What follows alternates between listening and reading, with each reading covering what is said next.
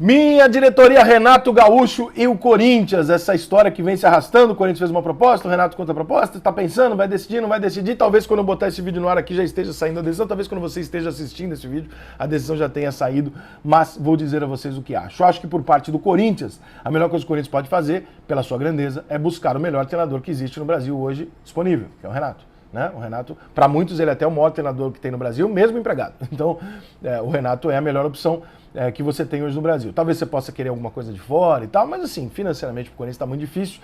O Renato é caro, mas um treinador de fora é muito mais caro porque ganha em dólar, ganha em euro. Nós estamos com a moeda fodida e tal, então a gente não tem muita condição de imaginar isso. A não ser que você vai buscar uma aposta sul-americana.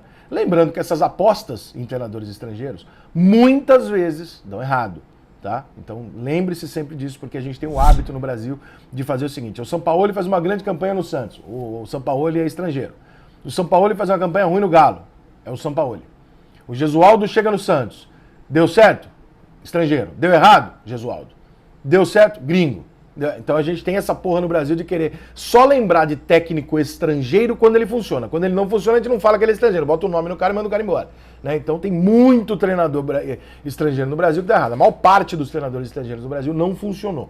Então a gente tem que levar isso razoavelmente em consideração antes de ficar cagando essa regra de que todo gringo é a solução e tal. Mas é uma possibilidade. Você buscar um treinador que está começando, despontando na América do Sul. Nosso dinheiro, assim como o da Europa vale mais do que o nosso vale mais na América do Sul. Então a gente tem condição de buscar na América do Sul qualquer coisa que esteja despontando. Tanto jogador quanto treinador. Agora, dentro das possibilidades, o Renato eu acho que é a melhor possibilidade do Corinthians.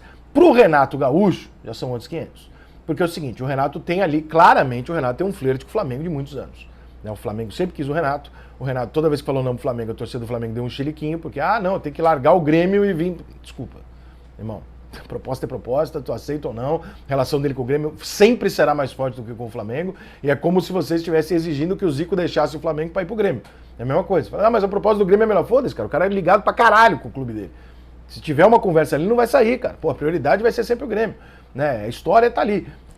Claro que aí vem aqueles discursinhos de rede social, mas eu não aceito não ser prioridade. Cara, não mete essa, não tô falando da tua esposa, não estamos falando do treinador de futebol. Né? E pro Renato, o que falta na carreira do Renato? Se é que falta alguma coisa pro Renato Gaúcho? Né? Porque um cara que... Contestar o Renato Gaúcho, pra mim, ele beira é um exercício de inveja clamoroso, né? Porque, porra, meu irmão, o cara foi um puta jogador. O cara é um puta de um cara que sempre foi do jeito que ele sempre foi.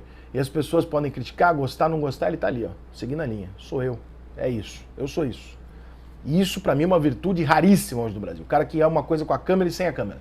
Né? Hoje em dia, cara, se vocês tivessem a oportunidade de conhecer as pessoas com a câmera desligada, como eu tenho em virtude do meu meio, da minha vida e tal, você se assustaria o quanto nós somos parecidos com as pessoas que não tem uma câmera ou um microfone, mas que a gente se camufla quando a gente liga o microfone. Né? A gente muda o discurso, muda o tom, fala coisas que a gente não necessariamente concorda, precisa agradar um patrocinador, ou precisa agradar ali um público específico e tal. Enfim, é um mundo muito, muito triste nesse sentido. E o Renato é um cara que eu gosto pra caralho, porque ele sempre foi aquela merda lá. Né? Aquela merda não é pejorativa, aquela merda, o Renato é aquilo ali, mano. Pô, gosta de praia, quer treinar? Não quero. Pô, tá, mas tem uma proposta, não, agora eu quero ficar de férias. Pô, tô rico, tô bonitão, tenho 50 anos, tô tranquilo, tô aqui na praia de Ipanema, solteirão, faço o que eu... Meu irmão, essa é a vida do Renato. O problema é que as pessoas têm inveja, porque todo mundo queria ser o Renato. Como jogador, o cara era uma pica. Ganhou tudo que é lugar que foi. Fez uma história do caralho, é o maior ídolo da história de um dos maiores clubes do mundo. Aí o cara vira treinador de futebol. Quando ele vira treinador de futebol, ele tá na história do Fluminense, não só pelo gol de barriga, como ele também está na história do Fluminense, sendo o treinador da maior campanha da história do Fluminense, que chegou numa final de Libertadores, onde merecia ter ganhado e não ganhou. Mas foi incrível o que o Fluminense fez naquela Libertadores. Começa a ganhar títulos como treinador, assume o Grêmio e devolve ao Grêmio os títulos, uma Copa do Brasil, Libertadores, Campeonatos Gaúchos, dá um monte de porrada no Internacional, que é o rival. Irmão, o Renato é um cara que todo mundo tem que olhar e falar, cara, não dá pra discutir o Renato, né? Não dá, realmente não dá. A história do Renato no futebol é muito indiscutível. E aí tem um porém. E esse porém não chega a ser contestável, tá? Chega a ser só um detalhe. O Renato nunca trabalhou em São Paulo. E muita gente em São Paulo sempre atrelou isso ao falar, não, o Renato é muito fanfarrão. O Renato é muito carioca. O Renato é gaúcho, mas ele é muito carioca. O Renato não é um cara assim, comprometidão. Quando ele fizer a piada que ele faz, por exemplo, aqui no Fluminense, a imprensa do Rio, metade vai rir, metade vai contestar. Quando ele fizer essa piada em São Paulo, 98% vai contestar, porque o paulista não leva na boa o futebol como o carioca leva. Porém, ele acabou trabalhando no Grêmio. né? Que também é um lugar onde o pessoal leva o futebol a sério pra caralho. Mas ele é o Renato do Grêmio. No Grêmio, o Renato pode fazer o que ele quiser. Ele é o Renato. O próprio repórter que tomar uma porrada dele, eu acho que não tem muita coragem de devolver, porque fala, pô, tô falando com uma entidade. Em São Paulo, o Renato não é uma entidade. O Renato é um cara respeitado por tudo aquilo que ele fez na carreira. Ele é um ídolo de muita gente, é meu ídolo, por exemplo, mas assim, ele é o Renato que nunca brilhou no São Paulo, Palmeiras, Corinthians e Santos. Então, tem um desafio aí pro Renato de vencer em São Paulo, né, que é o centro mais forte aí do país mediaticamente e tal. Tem o desafio do Renato, de repente, porque assim, o Renato sabe também o seguinte, se ele assumir neste momento, se ele esperar o Flamengo ou se ele assumir o Corinthians, qualquer um dos dois, se ele acertar, ele tá na seleção brasileira.